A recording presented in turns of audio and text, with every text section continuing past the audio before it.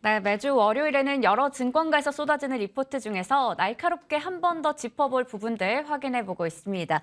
오늘도 교보증권 스마트 영업부 사영관 차장님과 함께합니다. 차장님 어서 오세요. 네, 안녕하세요. 네, 먼저 한 주를 열어볼 리포트 확인해 보도록 하겠습니다. 첫 번째 리포트입니다. LG 에너지 솔루션에 대해서 KB증권에서 리포트가 나왔는데요. 11월 11일쯤에 고점을 찍고 나서 굉장히 지금 주가 조정 길게 이어지고 있거든요. 그런데 일단은 결국에는 한국의 넥스트 반도체다라는 긍정적인 내용의 리포트가 나왔습니다. 네. 어떻게 보셨는지 궁금합니다. 글쎄요. 일단 의견 일치를 드리고 싶고요. 네. 다만 이제 주가는 말씀해 주신 대로 좀 빠지고 있는 그런 상황인 것 같습니다.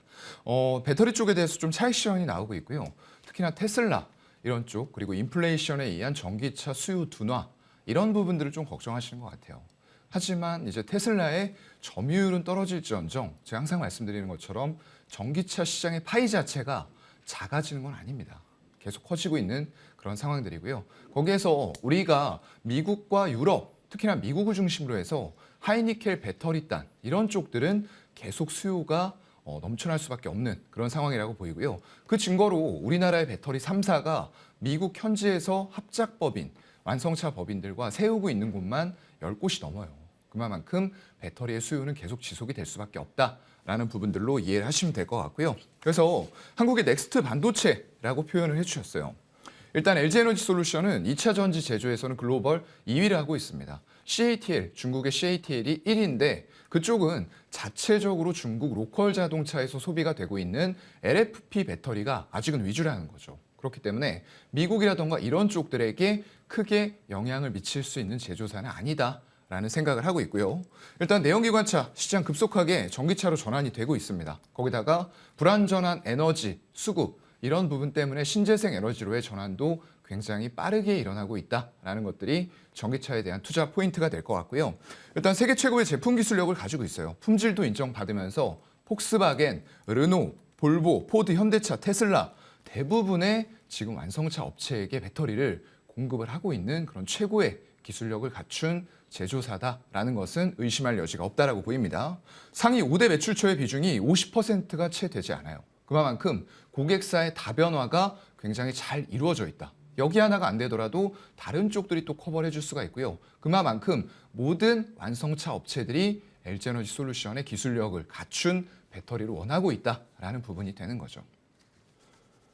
네, 그러면 LG 에너지 솔루션 가격에 대해서도 궁금합니다. 지금 고점 대비해서 좀 많이 떨어져 있잖아요. 네, 맞아요. 일단은 좀 많이 밀리고 있는 그런 상황인데요. 현재가 부근부터 한 44만 원 정도까지 분할 매수 유효하다라는 판단이고요. 손절은 10% 이내로 시장 상황에 따라서 아무리 실적, 모멘텀을 다 갖추었어도 주가는 분명히 흔들릴 수 있어요. 수급에 의해서죠. 그런 부분들 감안하셔서 10% 이내 손절 필요하다라고 생각이 되고요. 목표가는 60만 원으로 다시 잡아보도록 하겠습니다. 네, 첫 번째 종목 LG 에너지 솔루션에 대해서 의견 일치를 제시해 주셨고요. 44만 원 이하에서는 적극적으로 분할 매수 가능하다. 그리고 목표 주가는 60만 원으로 설정해 주셨습니다.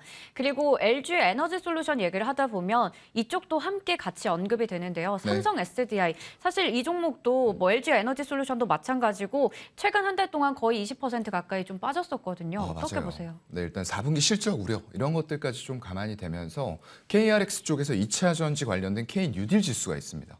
이게 12월 들어와서 14% 급락하는 모습들이 지난 금요일까지 나타나고 있어요. 물론 10월과 11월에는 두 달 동안 굉장히 또 많이 올랐어요. 두 달간 33% 이상 급등한 이후에 차익 실현이 연말 들어와서 가파르게 조금 나타나고 있다라고 보여지는데 이런 흐름들이 언제까지고 계속될 거냐 이런 식으로 생각을 해보면 그건 아닐 거라는 거죠. 결국에는 인플레이션 법안이란 감축 법안이란 부분이 본격화가 되어가는 시기이기 때문에 그리고 중국 쪽의 입지가 점점 줄어들고 하이니켈 배터리의 입지가 더 강화될 수밖에 없는 23년이 다가오고 있습니다. 그렇다 보니까 그런 과정에서는 일단 글쎄요. 영업이익도 내년에는 17%가량 삼성 SDI 성장이 예상이 되고 있고요. 굉장히 공격적인 요즘에 수주를 좀 하고 있어요. 거기다가 유럽은 잠깐 주춤할 수 있지만 미국을 중심으로 해서 굉장히 대용량의 배터리들, EV 쪽에서도 이제 픽업 트럭, SUV, 대형 이런 쪽들이 많이 팔리는 시장이기 때문에 대당 탑재량이 더 많이 늘어날 수가 있다라는 거죠. 그래서 이런 관점으로 봤을 때에는 일단 배터리 쪽에 관해서도 완성차 업체들이 굉장히 좀 불안한 수급 때문에 2원화, 3원화, 다원화를 시켜가고 있는 흐름들까지 같이 본다라고 했을 때에는 원통령 쪽에서 굉장히 좀 특화된 부분들을 보여줄 수 있는 삼성 SDI 흐름도 굉장히 좋게 흐를 것으로 예상을 합니다. 네, LG 에너지 솔루션과 마찬가지로 삼성 SDI에 대해서도 긍정적인 전망 얘기 주셨습니다. 그러면 가격은 어떻게 보고 계신가요?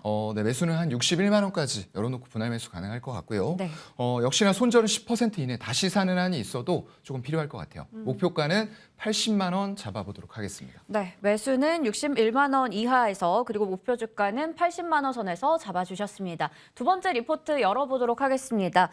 신현증권에서 나왔는데요. 삼성전자에 대한 리포트입니다. 그래도 믿을 건 업종 내 첫째 아들이다라는 건데 지금 내용들을 보더라도 뭐 내년에 경기 둔화 타격에 IT 전방 수요 약세, 실적도 부진할 것 같고 여러 가지 좀 안 좋은 얘기들을 하고 있습니다. 네.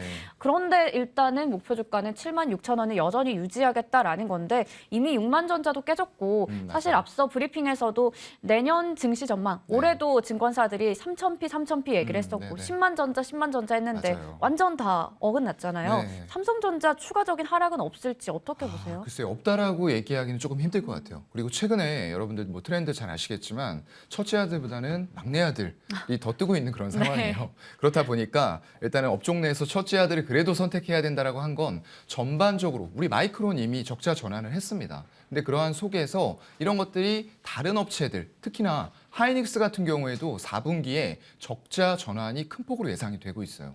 그래도 이러한 상황에서 반도체 쪽으로만 특화되어 있지 않은 삼성전자에 대한 관심이 필요하다. 그리고 굉장히 많은 현금을 또 보유를 하고 있기 때문에 이런 것들이 고금리가 지속되는 상황에서는 방어 역할을 해줄 수 있다. 어떤 가격의 하방 경직성을 좀 얘기를 해주신 것 같아요. 하지만 굉장히 업황은 어둡습니다. 지금 글로벌 경기 둔화되면서 23년 상반기까지는 적어도 IT 세트의 수요 부진이 있을 것으로 전망을 하고 있고요. 디램 가격, 낸드 가격 전부 다 지금 가파르게 급락을 하면서 마이크론이 적자 전환을 했거든요.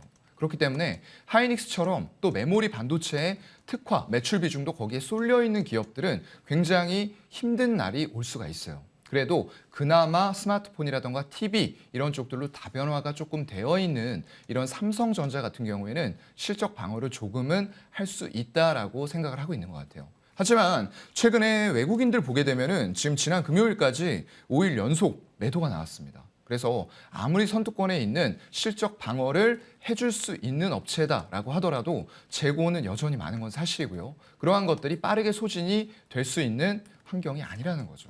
그래서 우리는 일단은 5만 8천 원대 수급 이탈 만약에 계속 나온다라고 했을 때는 5만 8천 원 부근이 하향 이탈될 수 있어요. 그렇게 됐을 때는 센티가 추가적으로 악화되면서 5만 2천 원, 얼마 전에 전 저점이었죠.